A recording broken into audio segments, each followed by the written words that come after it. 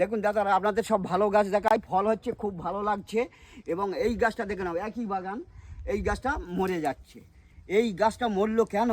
আমি নিজে চাষি, আমি নিজেই ধরতে পারতেছি নি।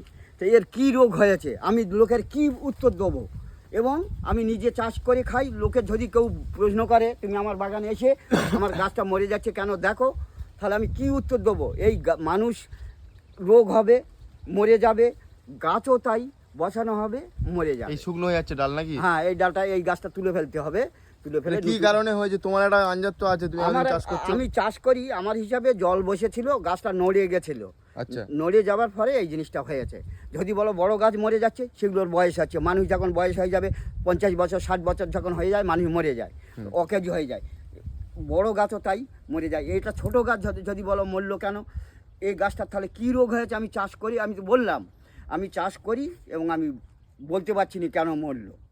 তাই এইটারে আমার তুলে দেখতে হবে, এর গোড়া কেন অকেজু হয়ে আছে। এর গোড়া খুঁড়বো আমি। ওর গোড়া খুঁড়বে? হ্যাঁ, এর গোড়া খুঁড়ে দেখবো এর কী হয়েছে। কি রেজাল্টটা? অনেক লোকের মরে যাচ্ছে, এটাও আমাদের বলেছিল যে এলাহাবাদ এটা তো খাজা গাছ। হ্যাঁ, সেটা এলাহাবাদ মরে। হ্যাঁ, এটা খাজা গাছ। এই এত গাছ রয়েছে, 28টা গাছ রয়েছে, কোনোটা গাছ মরিনি। এই গাছটা মরলো আমার। তাহলে এর রেজাল্টটা কবে দেবে তাহলে? এটা আর 15 দিন পরেতেই এই রেজাল্টটা দেবো। এর খুঁড়বো আমি, খুঁড়ে তোলাবো, দেখবে কি প্রবলেম হয়েছে না হয়েছে। হ্যাঁ, শেকড় কেন দেয়নি। ঠিক আছে।